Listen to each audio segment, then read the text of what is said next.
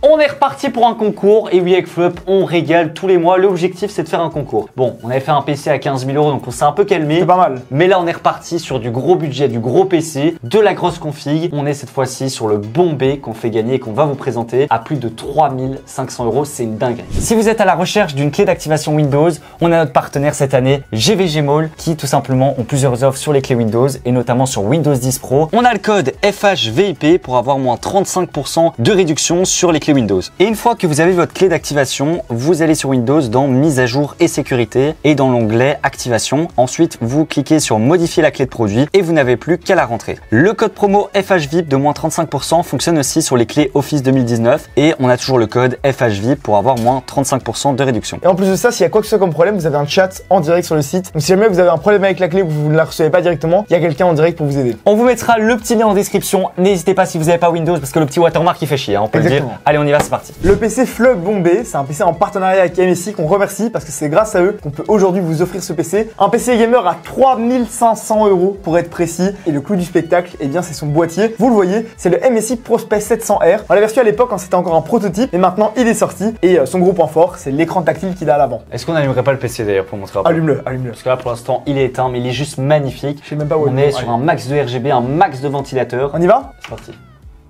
Oh là là là là là là. Oh là là là, l'écran qui s'allume ici au-dessus. On parle même pas des composants parce que ce qui nous intéresse, c'est cet écran à l'avant du boîtier. Juste là, il est tactile. Alors là, il est en veille. On peut appuyer dessus et on peut tout contrôler depuis cet écran-là. Alors nous, on l'avait reçu à l'époque, c'était encore un prototype. Mais là, il est fini et franchement, ça fonctionne super bien. On va par exemple pouvoir contrôler l'entièreté des couleurs du boîtier simplement, hop, avec cet écran-là. Hein. C'est quand même stylé. Hein. C'est pas mal, hein. C'est stylé. Hein. Idem ici pour la vitesse des ventilateurs. On a les RPM en temps réel et on peut augmenter la vitesse de rotation. On peut changer l'écran de veille un petit peu comme on le souhaite. Et on a également des infos, par exemple la météo. Alors là, il faut le connecter au software pour pouvoir le faire. Ou encore l'heure. Voilà, franchement, c'est pas mal stylé. Bon, revenons à nos moutons. Qu'est-ce qu'on a comme configuration ici à l'intérieur? Donc 3500 €, on est d'accord qu'on est sur un PC très haut de gamme pour jouer en 4K à pas mal de jeux et surtout dans des conditions plus qu'acceptables. Donc ici en processeur, on a un Intel Core i7 13700KF. C'est un processeur que nous on adore de 13e génération. Il est juste excellent, beaucoup de cœur efficient, beaucoup de cœur power. C'est la grande nouveauté de cette 13e gène et surtout c'est un processeur qui demande un bon refroidissement. Il chauffe pas mal le 13700KF. Donc là on a mis le MSI Core Liquid 360R, donc avec 3 ventilateurs ici en 360 mm et là aussi c'est un banger, ce water cooling. Ouais, franchement il est super joli, on utilise beaucoup le 240R V2, c'est bien la V2 pas la V1 et là le 360R il fonctionne super bien, les températures sont bonnes, il est facile à monter, joli, esthétique. J'adore. Pour la carte mère maintenant, vous savez bien, c'est important d'avoir un bon support, c'est là que ça va accueillir tous les composants. Donc on a une Z790 ou 790 à la belge, hein, quand même un peu. Pro P Wi-Fi, donc en DDR5. C'est une carte mère normalement qui est plutôt dédiée, la Pro série chez MSI, c'est plutôt dédié normalement moins gaming hardcore, moins overkill.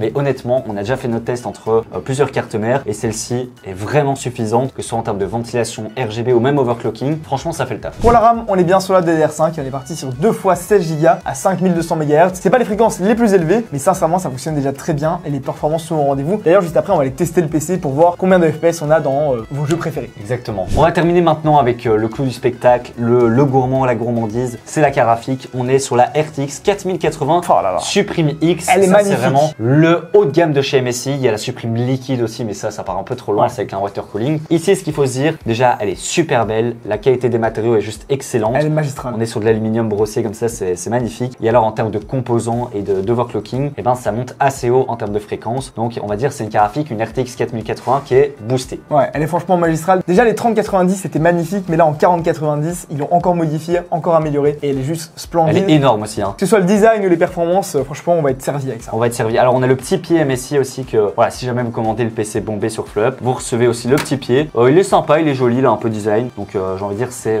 plus qu'utile, hein, vu le poids de la carte. Clairement. Faut savoir qu'on est vraiment sur une config full MSI, c'était un peu le but ici. On est Powered by MSI d'ailleurs, hein, le petit certificat ça fait plaisir. Tout à fait. Alors l'alimentation aussi qui est une MSI, nous on l'utilise pas mal aussi pour les autres configs dans le sens où on n'a jamais eu vraiment de problème de SAV et on la trouve plutôt intéressante en termes de rapport qualité-prix. Donc là c'est la A1000G de chez MSI, elle est ATX 3.0, on a le connecteur 12 pins pour la carte graphique et les câbles sont très jolis, très tressés, etc. Donc super alim, je pense qu'on a fait le tour de la config. Ouais. Et pour terminer sur le stockage, on est avec 2 Tera de NVMe en sachant qu'on peut encore en rajouter 2 autres supplémentaires supplémentaire juste en dessous de la carte graphique si jamais vous voulez encore plus de stockage. Autant dire qu'on est quand même plutôt bien servi avec cette config. On est quasiment sur ce qui se fait de mieux pour un gamer. Évidemment, on pourrait être sur un i9 ou une 4090, mais là, ça sort vraiment de l'usage d'un gamer. Là, vous pourrez jouer à tous les jeux en 4K. Sans problème. Et d'ailleurs, je propose qu'on vous le prouve maintenant avec les tests en jeu.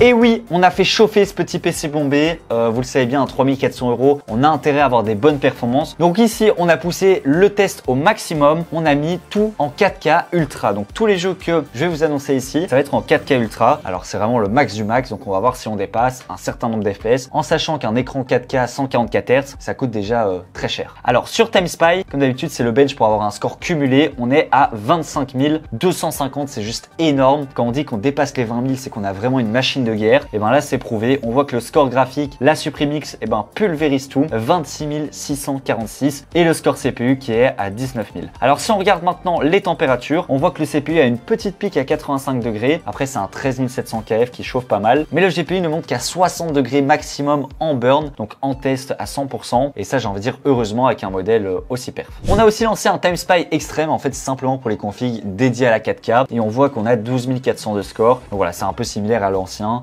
Là aussi, une fois qu'on dépasse les 10 000, c'est qu'on peut jouer en 4K sans problème. Donc ça annonce du lourd. Allez, c'est parti en jeu. On commence avec Assassin's Creed Odyssey. Vous savez bien, c'est un jeu qui est pas très bien optimisé. Donc on l'aime bien l'utiliser en test. Et là, on a 88 FPS en 4K Ultra. 88,8. Donc c'est vraiment excellent en sachant que c'est un jeu très gourmand. On a une pique vers le haut à 153 en max. Donc c'est validé. Sur Borderlands 3, on a mis les graphismes en brutal. Pour ceux qui connaissent, se reconnaîtront. Alors ici, 90 FPS de moyenne. Si on met en élevé, on dépasse les 100 FPS. Donc ça annonce du très lourd. Il faut se dire qu'on pousse à chaque fois au maximum. Donc 4K Ultra, comme sur Assassin's Creed, on aurait pu avoir encore plus d'FPS si on baissait la qualité. Donc c'est vraiment pas mal. Si on continue maintenant sur Cyberpunk, toujours en 4K Ultra Ray Tracing, la totale, hein, toujours la totale. On a une moyenne de 78 FPS. Donc de nouveau excellent avec un pic à 95. C'est validé et je rappelle qu'on peut aller grappiller les 100 FPS sans problème. Et voilà, on a un bon exemple sur Tomb Raider, donc en ultra très haut, toujours en 4K, 130 FPS, c'est juste énorme de moyenne en 4K, en 1440p, on dépasse les 200 FPS sans souci et on voit surtout que notre courbe elle est hyper stable, la latence est très bonne, etc.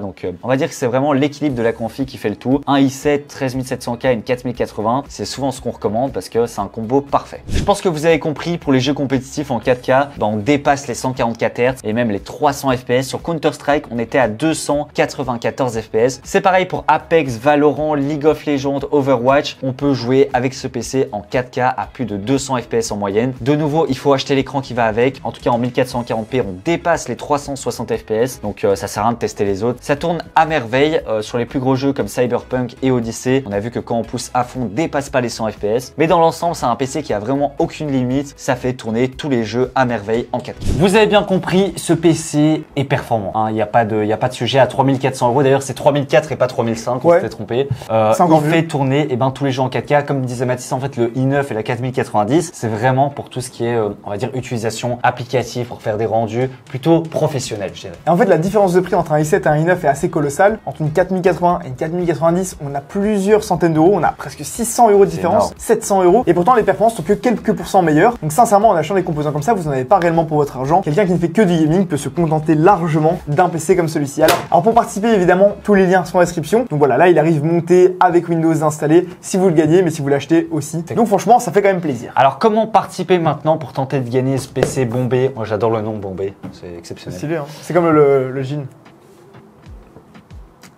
Comment participer? Il y aura un lien Gleam comme d'habitude dans la description. On l'avait utilisé aussi, on avait fait le même principe pour le PC à 15 000 € dès 500 000 abonnés. L'idée ici, c'est que vous avez tous les réseaux sociaux de MSI, de Mathis et Gauthier, de French Hardware et il faut en fait s'abonner, liker, retweet, etc. pour avoir un maximum de points. Au plus vous faites des actions, au plus vous allez avoir de points et à la fin, au plus vous avez de points, au plus vous avez de chances de gagner. C'est un concours gratuit, donc tout le monde peut participer. Alors bien entendu, en France et en Belgique uniquement. On espère en tout cas que cette vidéo vous aura plu. Si c'est le cas, n'oubliez pas de vous abonner à la chaîne YouTube et de lâcher également votre meilleur like. Dites-nous dans les commentaires si ça vous plaît comme ça des boîtiers un petit peu différents. On a oublié de dire mais le boîtier coûte environ 350-400 €. C'est cher mais il emporte plein d'autres fonctionnalités que simplement l'écran. Donc c'est pour ça que d'après nous il est vraiment intéressant et joli. Il y a des boîtiers à 350 € qui ont beaucoup moins de fonctionnalités que ça. En tout cas dites-nous tout ça dans les commentaires et encore une fois merci à MSI d'avoir rendu ce concours possible et nous on vous dit à la prochaine. Et bonne chance à tous. Allez à plus.